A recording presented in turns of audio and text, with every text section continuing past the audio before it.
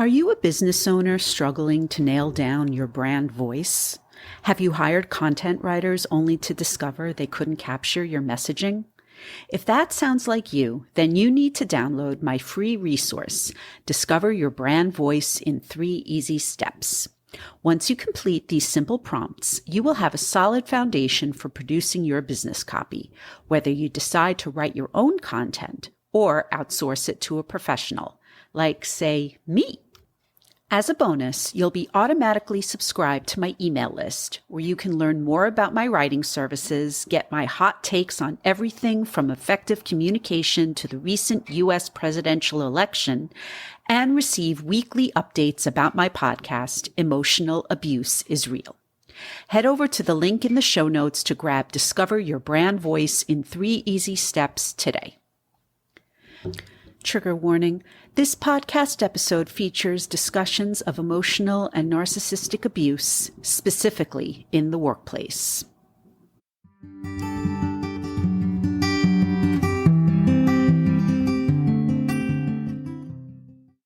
Hello, everyone, and welcome back to Emotional Abuse is Real. I'm your host, Serene Leeds. I'm a professional writer and storyteller, and I'm so glad you're here. On today's episode, I welcome an emotional and narcissistic abuse survivor named Charlotte. Please note that I will only refer to Charlotte by her first name to protect her privacy. Also, a quick heads up that we are not discussing the U.S. presidential election results in this episode. Charlotte and I have a lot in common because she too experienced narcissistic abuse in the workplace.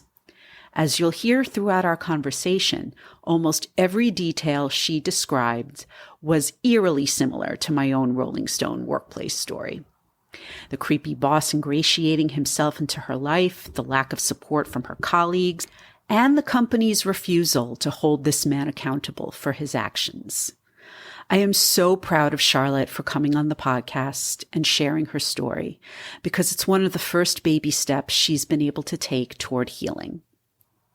I hope her experiences will inspire other emotional abuse survivors to come forward and tell their stories. But as always, before we get into the episode, I have some important announcements. Friends, please don't skip ahead because I've got important news about the future of this podcast. So I've come to a major decision about Emotional Abuse is Real. After 80 episodes, I've decided to end the podcast. Please know that this was an incredibly difficult choice to make and that I have loved every minute of this experience. I truly hope that in my own small way, I have made a difference in your lives.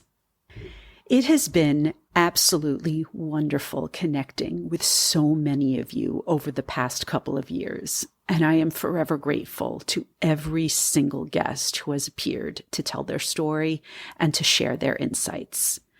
I began this podcast just under 2 years ago to raise awareness about emotional and narcissistic abuse after an article I wrote on the topic was never published. Back in March 2023, I never could have imagined that I would single-handedly produce 80 episodes and boast 25,000 downloads. But the truth is, I'm not sure where else I can go with this podcast. As I remind you all in every episode, I'm not a mental health professional. I can listen and I can offer empathy, but that's about it. That being said, this is not the end of the podcasting road for me. I will be pivoting to a different topic soon, one that better aligns with my career as a professional writer.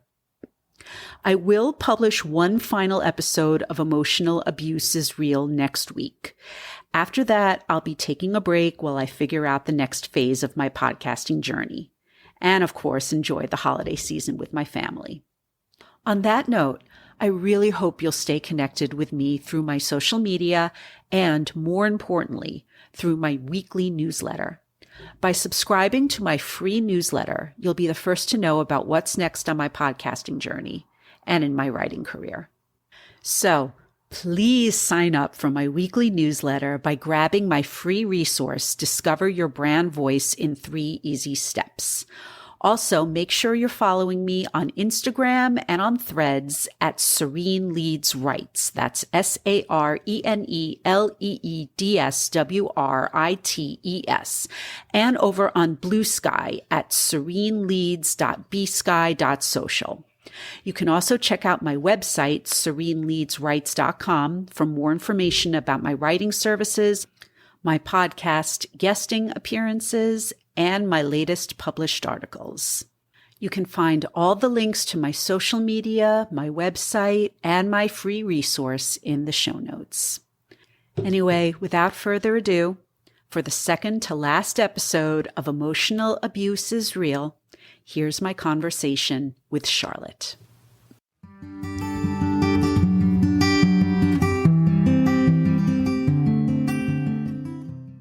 Hi, Charlotte. Welcome to the podcast. Thank you so much for being here.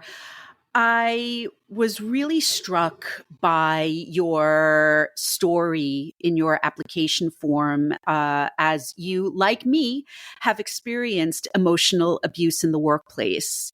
So I'd like to turn the microphone over to you. And if you could please share your story with me and with our listeners, the floor is yours. Yes. So I just want to put up front that I have a past of generational abuse. So I think that predisposes people really to be vulnerable, with their personal relationships, with workplace relationships, just coming from a background where my grandfather and my father were both emotionally abusive. And I was very determined, actually, to not follow the same path as my mother. But ultimately, that's what ended up happening. I ended up having a series of relationships with men that were emotionally abusive. And my current husband, unfortunately, same situation. I'm so sorry. Yeah. He is a vulnerable narcissist. I know that. Yep. Yeah. I realize that now after many years. I couldn't figure out what the issue was, but now I do realize that looking back. But so this whole situation, I guess, started when I found myself in a less than desirable work situation. I ended up having to file bankruptcy because basically I wasn't making enough for both of us to live off from. So I had put out a bunch of applications. I got a call one day from a temp agency, and they had saw my profile, liked what they saw, contacted me about this position. It sounded really good. And I was like, oh, things are looking up. Like, I was in such a low point in my life. It was during COVID. Yeah. And honestly, I was desperate. Like, I was desperate for a job that I could, make money at and, provide for my family. Sure. So took the job, ended up, it was great. Like the first few months, I unfortunately though was overqualified for the position. So yeah, I didn't realize it at the time, but that put me in a vulnerable situation because I was trying to prove myself. I wanted to do a good job. I wanted to show my boss my skills and what I could do. So my boss, unbeknownst to me, because I had told him, oh, I had all these previous positions and I can do this and that. I managed a team. He decided I had a coworker that actually had quit within like 3 months of me starting. And she was a manager. And he's like, oh, well, I think you would be the perfect person to take over some of her duties.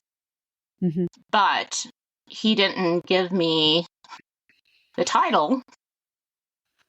I knew that was coming. Yeah, What about financial compensation? Exactly. He didn't give me the title, he didn't give me the money, he didn't give me the authority. He just gave me her job duties. I only chuckle because it's not like I haven't heard this before. So I was still wanting to prove myself, though, that I could do this job. And, there was the hope that if I showed that I could do the job, that I would get the title, I would get the money, I would get the authority. Mm-hmm. And unfortunately, this job involved a project manager who I thought it was it was very weird how I was basically introduced to this person. Like, he was just brought to my desk and told, oh, well, this is who you're going to be working with. I wasn't really told any of the details or anything, just, this person quit and you're going to be working with this person here. So I mean, this is a completely different conversation, but that happens everywhere, in every office, in every industry. So if you see me chuckle, if you hear me chuckle, it's not because I'm dismissing what you're telling me. It's because it's like, it happens constantly. And we just have to ask ourselves, and we're just asking ourselves, why? Clearly, this doesn't work. But right. Anyway, as you were saying. And so I thought it was odd the first day that we're introduced. He immediately starts coming to my desk. He doesn't send me emails. He doesn't IM me. He just shows up at my desk. Yeah. And starts to, ask me these things, tell me these things about, the projects, and like, saying, oh, now you're the boss. You're the boss. I basically it was very odd because I'd never had anybody just so fully engaged and just over the top with communication. And then he starts to invite me to coffee. Sounds so familiar. He shows up at the same time that I'm taking lunch in the cafeteria. Yeah. And invites himself to lunch with me. Yeah. It's creepy. Yes. I get it. It was very creepy. It was very creepy, but his whole explanation for this was, we're going to be working closely together and I want to get to know you on a personal level. Of course. Of course. So that's how my first couple of days at Rolling Stone started. Yeah. Same thing. Same thing. Yeah. So I was too young and naive to realize how wrong that was. Right. But even me, I mean, I'm in my 50s and I didn't really understand how that was not. I wasn't setting boundaries with him. I was just allowing it to happen because I wanted to do a good job. I wanted to make a good impression on my boss. Yeah. I wanted to be a team player. And I get that. And I saw this as my way to, show that I could do the job and get projects done. And so of course I didn't tell him, no, go away. This is creepy. Yeah. I was like a frog that you slowly turn up the heat and eventually, the frog is boiling, but the frog doesn't realize that because it wasn't, it was just a continuous I guess. Yeah. It, Yeah. yeah. So I didn't realize what was happening. I didn't realize that he was love bombing me, and Hmm. all the information that I was giving him through these personal conversations, he was recording it in his mind and using it Right. against me. Yeah. And eventually, the the most ridiculous part, which now I look back and I was like, how could you ever fall for this? Total. Oh my God. Yes. Yes. Yes. Again, saying this because I went through the same reactions, and so many of my guests have gone through the same reactions. That's just me telling you, you are not alone Right. And in, I yeah, feel shame because I didn't realize what was happening. I didn't sure. realize he was manipulating me into this relationship with him. Hmm. I mean, Hmm. Hmm. basically, he was telling me, oh, I think we're twin flames. I think we're soulmates. Ew. I'm so sorry. I'm so sorry. Yeah. I'm sorry. And Yeah. basically, I was believing these things because Yeah. he used all the information that I gave him to basically form this perfect relationship. Hmm. Hmm. Yeah. He was married, I was married, but Yeah. I fell for it because he basically, like, everything that I said that I felt insecure in my job. Oh, he would tell me, oh, I think you can be a project manager. I can help Hmm. you be a project manager. I can help you pass your certification. I can Yep. do all these things for you. I can, show your boss that, how well you're doing and that you're getting these projects done. Just everything that he could think of that I wanted to hear. That's what he was saying to me. And that's how he manipulated me. But I Hmm. didn't realize it. I thought, wow, this person really is my soulmate. He knows everything to say. He wants to see you succeed. Exactly. Yeah. Yeah. Yeah. Yeah. Yeah. Well, that's what one of the many reasons why I started this podcast, because they're insidious. That's the word I always use. They're insidious, the way they get inside your head. And you really do think that they care about you and they only have your best interests at heart. And I don't want to say that you don't realize these things until it's too late, because it's not that. But when you're in the thick of it, it's very hard to see clearly.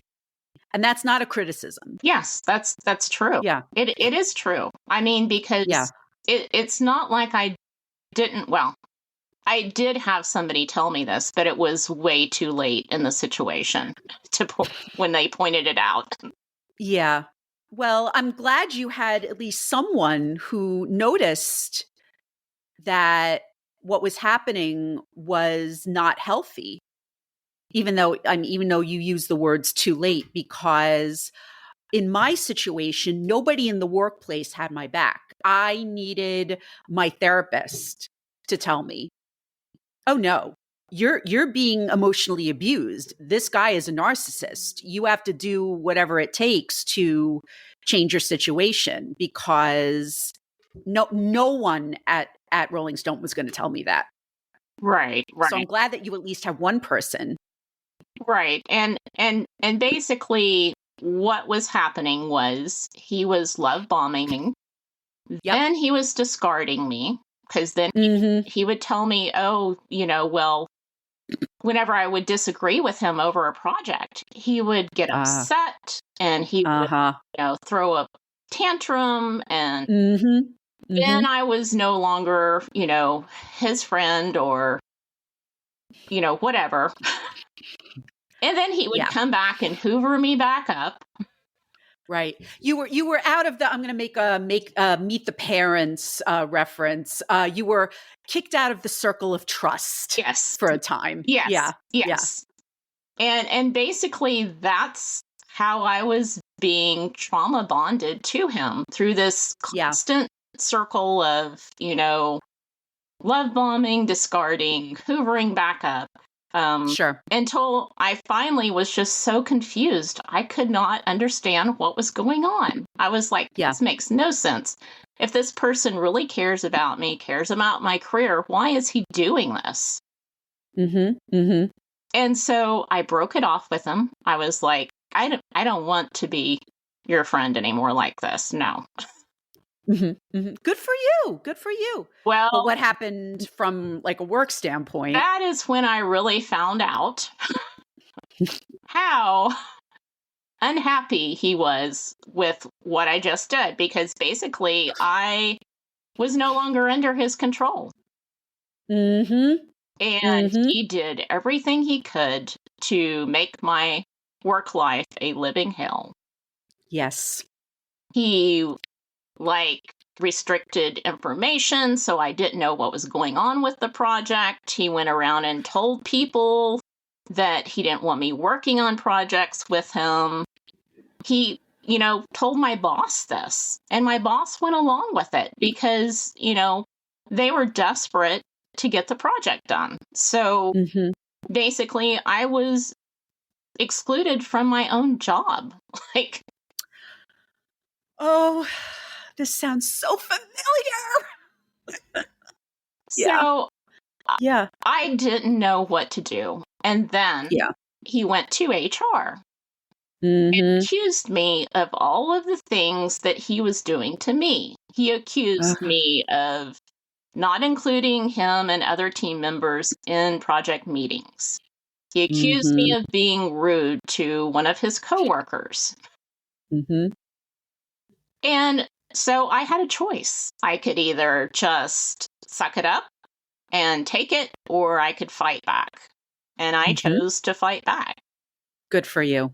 I gathered all of my proof where he had excluded me from emails, from meetings, from all of that. And I took it to HR and I told them, I said, look, he's telling you that I'm excluding him and other people, but I have proof that he's actually doing what he's accusing me of.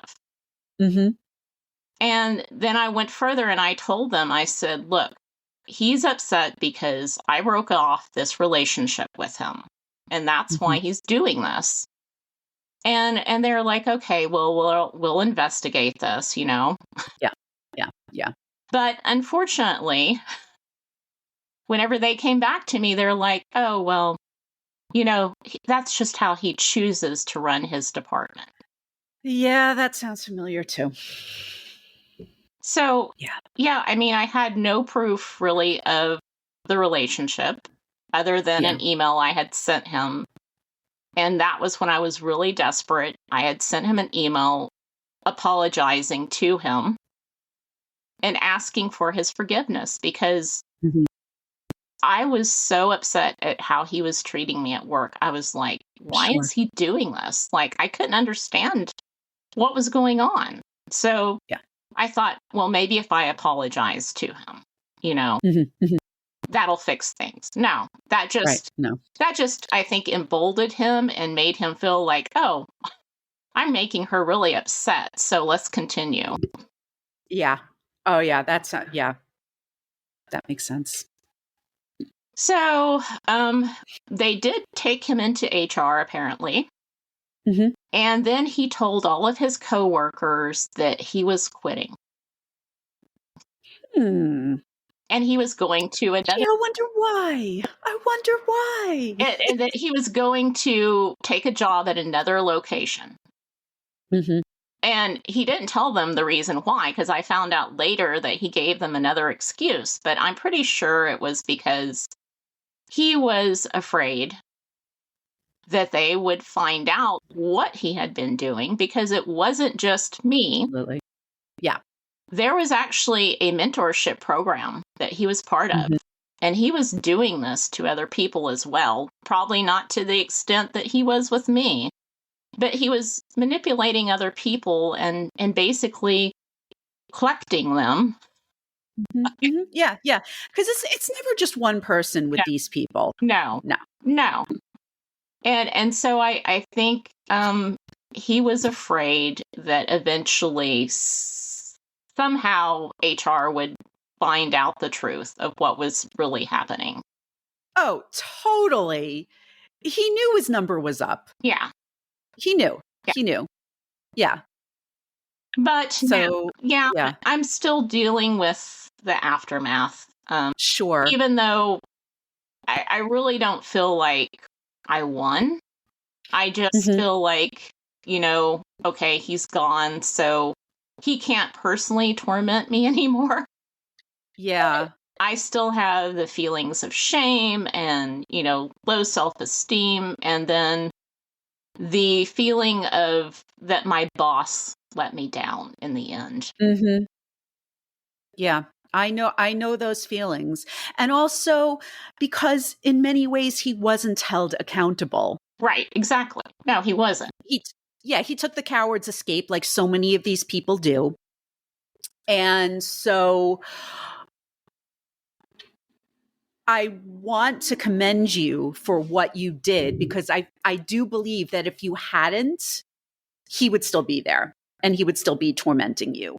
But I understand that because there was no termination or anything like that, it kind of feels like unfinished business, right? Right, because basically Yeah. he got another position and actually he got promoted, See? Yep. Exactly. Exactly. So, but I want to go back to your feelings of shame.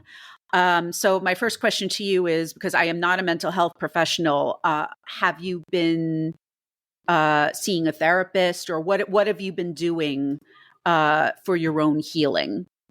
No, I haven't seen a therapist. And, Mhm. I thought about it, but then I was just like, you know, I, I don't really know, I guess.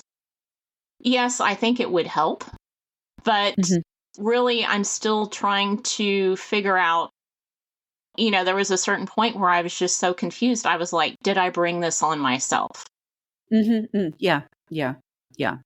Because I can tell you just from listening to your story, no, this is not your fault.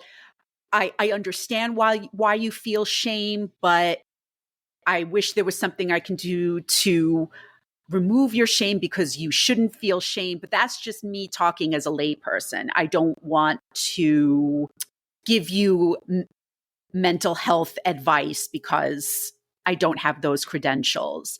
But I hope that by sharing your story has helped you heal, or that it will. Yes, I think it will. Yeah. And it's more just because I feel like I've had people tell me that it was my fault whenever I not HR, but Right. whenever because I finally did tell my boss what the situation Mhm. was. Mhm. I had to, and he's like, "Oh well, you brought this on yourself. Ugh. You shouldn't have had a relationship with this person." I was like, Oh, for heaven's sake. "Y- I'm sorry. Yeah, because I'm so sorry. I'm so sorry that he said that, because um, I allow cursing on this podcast because that's fucked up. yeah." It was Yeah. because Yeah. basically I told him, I said, but do you not understand that this person had an agenda from the beginning? Probably didn't. Yeah, I was like, I was basically just prey to him. I mean, he's a Yeah. predator. I was prey. Yeah. He basically manipulated me into this whole situation. And I, being in a vulnerable place, took the bait, unfortunately. Absolutely. Absolutely. And unfortunately, this happens so often. It happened to me because I walked into a situation completely vulnerable and clueless and thinking, oh, I'm in my dream job. Nothing could happen. Nothing bad could happen to me. I I'm here to tell you that there are so many predators like this out there, unfortunately, but the best way that we can push back on them is by doing exactly what you're doing right now. So I just want to thank you for sharing your story, because I know it will help people out there who are listening. So, given what you've learned from this situation, what would you tell listeners to be on the lookout for in a workplace situation? Anything that makes you uncomfortable, because I did feel uncomfortable, but I pushed those Yeah. feelings away Yes. Oh, yeah. because I wanted to be a team player. I wanted Yes. to succeed in my job and be a team player. Mm-hmm. So Mm-hmm. all those creepy feelings that I felt initially, I just was like, oh, I attributed it to, because he's from a different culture, and I was making excuses. I was like, oh, well, culturally that's probably accepted where he's from. That's okay. Yeah. I get that and I respect that. I even had a whole unit in graduate school about that, but that doesn't excuse making you feel uncomfortable. But I get it. I get it. I certainly, in those first couple of days at Rolling Stone, when there wasn't a lot of work to do and my boss was like, "You want to go have coffee?" And I was like, and my gut was like, "Not really." But and I went and I did it, and I just wish I could tell that version of myself, say no, and it's okay. If he doesn't like it, too bad. Yeah, I think a lot of people now, and especially women, are learning about the importance of trusting your gut, because I find that certainly older generations, I'm Gen X, I find that we were conditioned for so long to just be like you said, the good team player, don't make waves, don't make trouble, don't make a fuss. That was certainly the attitude that I received when I started speaking up at Rolling Stone. Everyone was like, no, just let it go. Don't worry about it. And I think that what's so important is that, especially now, that we do speak up and that we speak out, or else nothing's going to change, and then we're all going to just be miserable, and we don't deserve to be miserable. I agree fully with that, because Thank I know I'm a people pleaser. Yeah. And That no. That no. I'm just saying, like, I get it. yeah, I totally get it. Yeah. and so basically that all plays into how I was raised. Sure. Of Because course. yeah, my parents are older generation. My mom told me, if you want to do well in your job, Mm-hmm. these are the things you need to do. And so that's what Yeah. I was doing. I was, Of course. trying to make everybody happy and just not listening to my gut instinct. Yeah. I do find that the generation starting with Gen X, I think that Gen X, millennials, Gen Z, we are doing all that we can to break these traumatic cycles. It's a lot of extra work, but I think that it's worth it. Is there anything that you wanted to share about your marriage? Because you mentioned your narcissistic husband. Yeah, I would say that I do finally realize, because for years I could not figure out why he was an unhappy person, Mm-hmm. that basically nothing pleased him. Like, he Mm-hmm. would tell me, like, oh, I want this or that, so I would go and buy it for him, and then it was never enough. Never enough, Mm-hmm. never happy. I was constantly, trying to fix everything. And I think that basically I was so conditioned into just keeping everybody happy. Mm-hmm. Yeah. Walking Yeah. on, You're not alone there. yeah, walk Lots of women, so many women end up in that role. right. Yeah. And so basically my workplace was my refuge. Mm-hmm. Mm-hmm. I It get that. really was and still is my Yeah. refuge.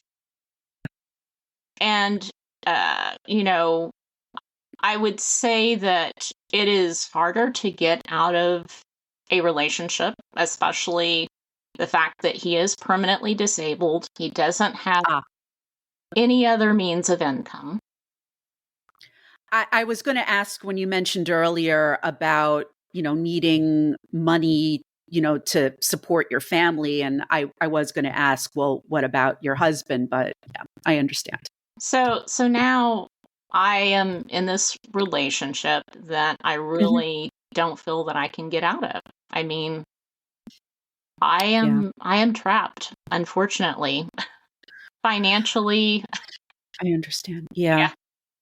I I'm just going to say that I hope that you can find a therapist, because I hope that I have helped you on this podcast. But as I am not a mental health professional, I do like to help guide my guests toward getting whatever help they may need. So, because I don't want you to be trapped. And, but I know that that's easier said than done. And I understand that this is not some simple situation where it's just like, well, I'm just going to go change my life and everything's fine. So I just want to give you some supportive words and say that I'm sorry for your situation. And I hope that this is maybe a jumping off point for you to help change things in baby steps. Right. And that's what it is. It's baby steps, because Absolutely. first I had to realize what the situation was, because I was in denial. Like, I was in denial about the person at work. I didn't, Yep. whenever my friend came and tried to tell me, I was like, "Oh no, you're wrong. You're wrong. You don't understand." Do you still have a relationship with that friend? I do. Yes. Good. But Okay. he's also the one that kind of put some shame on me too, because Oh, ew. Oh, God. What is wrong with people? you know, so I have, I guess, mixed feelings about the relationship, because I'm I like, understand. yes, you showed me that what the issue was, but then you kind of also shamed me in a way too, which was not That's helpful. no, no. But that's good that you can recognize that. That's that's important. And look, I'm just trying to do my small part with this podcast, but any guest who comes on this show, like, we're not going to solve all your problems in this interview. So, but all I can do is hopefully guide you towards some next baby steps and make you feel a little better because you've shared your story. So I do want to thank you for that. And is there anything else that you would like my listeners to know? Yeah, I would just say trust your gut instinct. Number one, Yeah. learn how to set boundaries, because that is so important. And that's what I didn't have, because, I just thought these things were normal, Mm-hmm. because I had come from this past, abuse. Yeah, I understand. Charlotte, I just want to thank you so much for coming on the podcast today and for being so open with me and for sharing your story. It was a pleasure. Well, thank you so much.